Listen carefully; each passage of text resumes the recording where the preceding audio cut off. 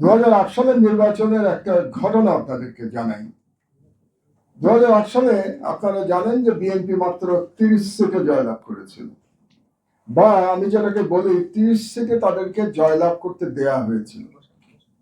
তার মধ্যে আশ্চর্যজনক ভাবে লক্ষ্মীপুরের 4টা আসনেই বিএনপি জয়লাভ করেছিল, 4টায় 4টা। তো আমি এটা খুব কৌতূহল হয়েছিল আমার।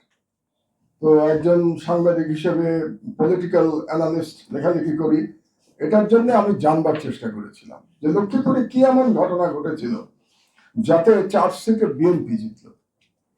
তো সেখানকার একজন এমপি, ইচ্ছে করে নাম বলছি না কারণ তার সমস্যা হতে পারে, তার সাথে আমি একদিন দীর্ঘ আলোচনা করলাম এবং শুনলাম যে নির্বাচনের সপ্তাহখানেক আগে পর্যন্ত সেখানে যে সেনাবাহিনীর দায়িত্বে ছিল সেই সময় একজন ব্রিগেডিয়ার সাহেব সম্ভবত ছিলেন, তিনি সমস্ত বিএনপি পন্থী চেয়ারম্যানদের অ্যারেস্ট করার নির্দেশ দিয়েছিলেন এবং বেশ কিছু অ্যারেস্ট হয়েছিলেন এবং বাকিরা পালিয়ে গেছিলেন।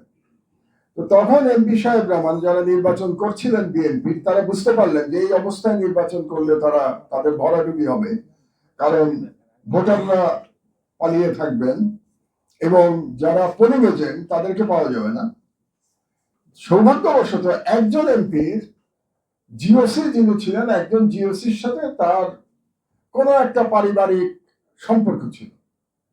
তিনি সেই জিওসি কে ফোন করলেন এবং তিনিও পালিয়েছিলেন তখন, মানে 4 জন এমপি যারা ইলেকশন করছেন তারাও তখন পালিয়ে গেছে। তো সেই ভদ্রলোক ফোন করলেন জিওসি কে, ফোন করে বললেন যে আমরা তো পালিয়ে গেছি।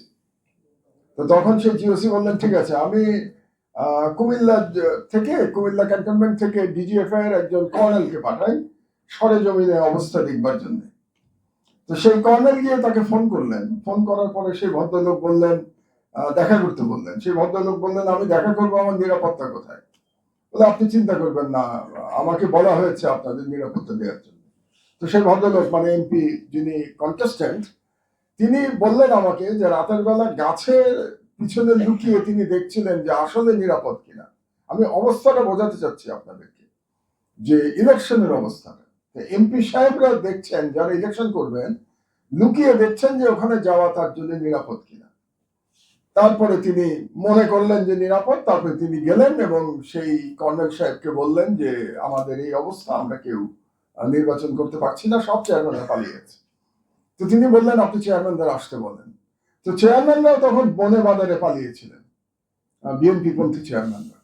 তো তারাও এমপি সাহেবের ভরসা পেয়ে তারা আসলেন চেয়ারম্যানরা, এবং সেই কর্নেল সাহেব বললেন যে আপনাদের কোনো চিন্তা নেই, অন্তত আমাকে নির্দেশ দেওয়া হয়েছে, জিওসি নির্দেশ দিয়েছেন এখানে অন্তত ফেয়ার নির্বাচন করবার জন্য। তখন কর্নেল সাহেব বললেন যে আমি কালকে দিনের বেলা আসবো, আপনি দিনের বেলা আসবেন, ওই এমপি কন্টেস্টেন্টকে বললেন। তো দিনে আসলেন। তো দিনে এসে তিনি হ্যান্ডশেক করলেন জনগণের সামনে এবং তিনি গাড়িতে ওঠার সময় সেই এমপি কন্টেস্ট্যান্টকে একটা স্যালুট দিয়ে চলে গেলেন। এই যে স্যালুট দিয়ে চলে গেলেন, তখন জনগণের মধ্যে আস্থা আসলো যে আমরা ভোট দিতে পারব। এবং তারপরে লক্ষ্মীপুরে শুধুমাত্র একটা ফ্রি অ্যান্ড ফেয়ার নির্বাচন 2008 সালে হয়েছে। আমি এই কথাটা এই জন্য বললাম আপনাদেরকে যে প্রশাসনের ভূমিকা কতটা গুরুত্বপূর্ণ, প্রশাসন কি সিগন্যাল দিচ্ছে এটা কতটা গুরুত্বপূর্ণ, এটা বলার জন্য। আমাদের ভুলে গেলে চলবে না যে 2008 সালে ডিলিমিটেশন করা হয়েছিল শুধুমাত্র আওয়ামী লীগকে জিতানোর জন্য।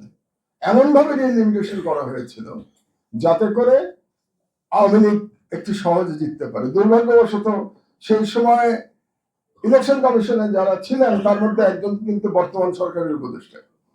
তো আমি আশা করতে চাই তিনি পূর্বের ভুল থেকে শিক্ষা নিয়েছেন, এবার ফ্রি অ্যান্ড ফেয়ার নির্বাচন করবেন, কারণ ওবার তো তারা আওয়ামী লীগকে জেতানোর চেষ্টা করেছিলেন।